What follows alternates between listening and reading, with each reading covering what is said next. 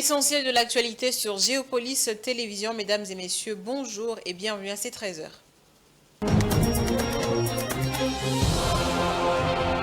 Situé à l'échangeur de Limete, le mausolée abritant la relique du premier ministre congolais a été vandalisé dans la nuit du mardi 19 novembre. Les vitres ont été brisées et le cercueil contenant les restes de la dépouille a été déplacé, retrouvé au sol et partiellement ouvert. Plusieurs questions se posent à ce jour, parmi lesquelles la dent du premier héros national congolais a-t-elle été volée? Quelles sont les motivations des auteurs de cet acte? Dans Momat pour le commentaire. La dent de Patrice Emery Lumumba, seule relique de l'ancien Premier ministre congolais restituée par la Belgique en 2022, a-t-elle été volée?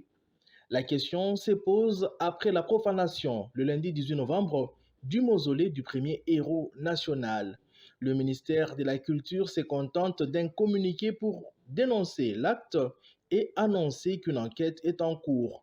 Sur place, un inspecteur de la police judiciaire rencontré par nos confrères d'info CD ce mardi s'est limité à déclarer que les investigations sont placées sous le sceau de la confidentialité sur ordre du procureur général. Dans l'opinion nationale, cet acte a indigné plus d'un, y compris le président national des associations de droits de l'homme, Alex Ouello, et un autre fervent lumumbiste. Je dénonce et condamne avec la dernière énergie la violation du droit du patrimoine culturel congolais par l'acte incivique posé la nuit du 18 novembre 2024 à Kinshasa, profanant la tombe de notre héros national Patrice Emery Lumumba, et demande aux services de sécurité d'activer les enquêtes sérieuses pour que l'opinion nationale soit éclairée à ce sujet. En fait que les auteurs, tant moraux, matériels que financiers, soient sanctionnés sévèrement. Les problèmes, Isali Mawaming. Tout Kinshasa et même le monde sont suspendus aux enquêtes pour savoir si la dent a effectivement été volée et surtout pour comprendre les raisons de cet acte ignoble. Et les embouteillages sont devenus une véritable épreuve quotidienne pour les habitants de la capitale.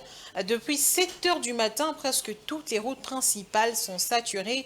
Quels sont les véritables facteurs à l'origine de cette situation? Voici des éléments de réponse dans ce reportage de Rachel Misenga et Giscard Tamba. Il est 13h à Kinshasa. Sur la route des Huileries, une grande partie de la population peine à trouver un bus ou un taxi pour se rendre en ville. Les taximens préfèrent garer leurs véhicules plutôt que de s'engager dans des embouteillages interminables. C'est désormais le quotidien des Kinois. Mais qu'est-ce qui est à la base de ces embouteillages sans fin? Pour certains conducteurs, c'est le manque de routes et leur dégradation qui ont serré la cause principale. Deux vivre na Huileries, deux vivre na Passy. Donc deux à Huileries au pour que victoire. Ce gars est kangami, tout le monde y passe. Banzela ils a ébélé à Katia qui va qu'on se ngabisse na osala pour tout se retrouver quand même. Tous en la Banzela te na Congo. Alors ceux qui va pas résoudre les embouteillage. Et passer la biso par autoroute. Banzela mine na likolo ana. Kabinda ekufa, Kasai ekufa, Kabinda presque Kasavubu ekufa, Itaga ekufa, Kabamba ekufa, Wangata ekufa, Dotoe bate merci to ke flambeau même poids lourd ba moto même le to tika nzela moko kene les villes. So ke ville nzela Huileries, ozo par Huileries. Pour d'autres, c'est la mesure portant sur la circulation alternée mise en place par les autorités qui serait la cause principale. Embouteillage de 6h à 23h. Système ba sens unique en tout cas esimbité. To so ngata na système akala to eba ko gérer moi ba embouteillage na biso na zan chofa na bula mingi Huileries matete. Na minute so biso tune to sa boy to koma so boulevard te. To suka kana Huileries. Boulevard les comme ba sens unique wana ba créer wana ezo créer mama na embouteillage donc pas possible. Net héros déjà na afa batia ba sens unique embouteillage bando salati. Héros olonga matete na yo TV comme sans problème. Mais banda batia ba sens unique wana to souffrir. Mais ezo simba na ngote mambo ba sens unique pona nga ba longola ngo. Quoi qu'il en soit, les prix de la course a été revu à la hausse, ce qui pénalise encore davantage la population. Il y a vraiment un coût qui est très élevé Parce que là, je viens déjà à la maison, je prie la moto. Il n'y a même pas moyen de rouler avec la voiture. Et prendre le taxi, ça ralentit encore le temps. Et tout ça, on paye plus au-delà de notre budget.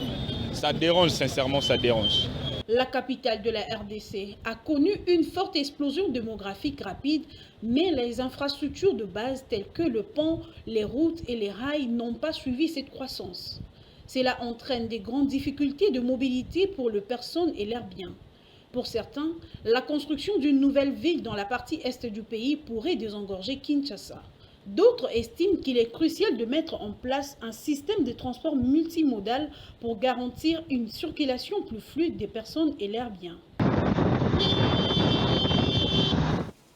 Dans l'arrière-pays, à Kananga, la voie ferrée qui assure l'approvisionnement de cette ville en produits agricoles est coupée depuis le week-end dernier par une tête d'érosion au niveau de la gare de Benaleka dans le territoire de Demba au Kasaï central. Cette situation résulte des récentes pluies dans la région. La société civile locale appelle les autorités à intervenir rapidement, cette voie étant cruciale pour l'approvisionnement de Kananga en produits agricoles. Suivez le commentaire de Francine Okeba. Les fortes pluies à Kananga ont endommagé une portion de la voie ferrée, suspendant depuis 3 jours les trafics ferroviaires entre la ville de Kananga et les territoires d'Endemba. Elle avait coupé la voie ferrée en deux au niveau du village de Bikwanga, dans la commune rurale de Benaleka, à environ 120 km de Kananga, chef-lieu du Kasaï central. Cette interruption ne touche pas seulement les transports ferroviaires, mais pourrait également entraîner une hausse de prix des produits de première nécessité, tels que le maïs et l'huile de palme. Le chemin de fer qui passe par Kananga jusqu'à Ilebo a été coupé par une érosion, pratiquement une catastrophe naturelle qui a coupé en deux. Et donc il n'y avait plus moyen d'espérer une quelconque circulation sur cette voie. Pour rappel, cette voie est d'une importance capitale pour l'approvisionnement de la province, non seulement les Kasaï centrales, mais les autres provinces qui dépendent des chemins de fer, et tout ce qui passe par Ilebo en montant vers les Kasaï centrales, Kasaï oriental, Lomami et ailleurs. Les appels qui étaient lancés, c'était pour alerter les autorités pour dire si rien n'est fait, le pire est à craindre. La ville de Kananga, en attendant les routes qui sont ce qu'elles sont en cours de réhabilitation, qui ne facilitent pas l'approvisionnement, c'est les chemins de fer qui facilitent. Il faut rapidement travailler pour remblayer et corriger cette situation. Mais à l'heure où nous sommes, 2 semaines après, il y a eu des interventions de l'honorable Thierry Moulumba qui a envoyé des enjeux des génies civils, privés, qui ont commencé quelque chose. Et puis la société elle-même est venue, est intervenue avec des travaux de remblayage de cette érosion, avance plus ou moins bien. Et donc, ce que nous demandons, c'est plutôt à l'État congolais dans son ensemble. On a senti que la province est restée quelque peu distraite. Toutes ces entreprises publiques de l'État, Office de route, OVD, on n'a pas vu ces entreprises se déployer. Le niveau national n'a pas pris ça en compte. Le chemin de feu n'est pas forcément géré par la province, mais c'est à ce niveau-là qu'il faut voir la chose.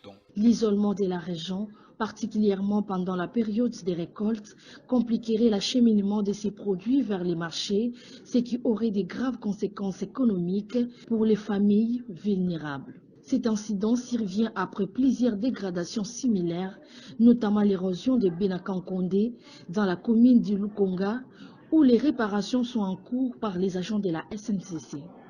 Malgré ces efforts, l'infrastructure ferroviaire reste fragile et la coupure à Bikwanga met les autorités du Kasaï central dans une position délicate face à cette crise. Enfin, en Côte d'Ivoire, le marché des viandes et abats comestibles est l'un des plus importants de la sous-région ouest africaine, alors que le taux de couverture des besoins reste encore inférieur à 50%. La demande devrait encore augmenter dans les prochaines années. Blaise Kouzola. En Côte d'Ivoire, la consommation de viande et produits dérivés continuera à générer d'importantes opportunités économiques dans 3 ans. Le marché ivoirien de produits carnés devrait valoir 2,2 milliards de dollars d'ici 2027 contre 1,5 milliard de dollars estimés en 2022. Cette croissance s'est rapportée par l'augmentation de la demande liée au changement des habitudes alimentaires dans la population ivoirienne. En effet, comme dans la plupart des pays africains, la première économie de l'UEMOA connaît une forte urbanisation et une augmentation de revenus qui entraîne une diversification de régimes alimentaires. L'appétit des consommateurs pour le bœuf, la volaille et les porcs devrait encore s'aiguiser d'ici les prochaines années. Les segments de la volaille devraient ainsi valoir 700 millions de dollars d'ici 2027, soit près du tiers du potentiel prévu pour le marché total de produits carnés d'ici cette échéance. Ce contexte est susceptible d'offrir des opportunités de consolidation aux acteurs ivoiriens présents sur la chaîne de valeur, d'autant plus que le pays continue d'appliquer un prélèvement compensatoire de 1000 francs CFA sur chaque kilogramme de volaille importé afin de neutraliser les effets des subventions à l'exportation dans les pays d'origine. À côté de la volaille, le bœuf jouera également un rôle prépondérant dans l'essor du marché. En effet, les Ivoiriens s'intéressent de plus en plus à la consommation de viande bovine de qualité, ce qui entretient les achats à l'étranger dans un contexte où la production couvre environ le tiers des besoins contre la quasi-totalité pour la viande de volaille. D'après les données, les importations de bœuf ont atteint 64,5 millions de dollars en 2023, soit 40% du total des achats de viande et produits dérivés réalisés par la nation burnéienne. Quant au porc, il s'agit d'une viande qui émerge sur le marché, surtout en zone urbaine et périurbaine de la capitale Abidjan. Apprécié pour sa valeur et son coût relativement abordable, il est popularisé avec des plats locaux comme le kédjenou de porc ou le porc brisé. D'après les données officielles, la consommation de viande de porc est comprise entre 60 000 et 100 000 tonnes, avec un taux d'importation allant jusqu'à 80%. Voilà, c'est la fin de ces 13 heures. Mesdames, Messieurs, merci à vous de l'avoir suivi. Le prochain rendez-vous de l'actualité est pris à 19h30 pour la grande édition du journal télévisé qui vous sera présenté par Blaise Kozola. Au revoir.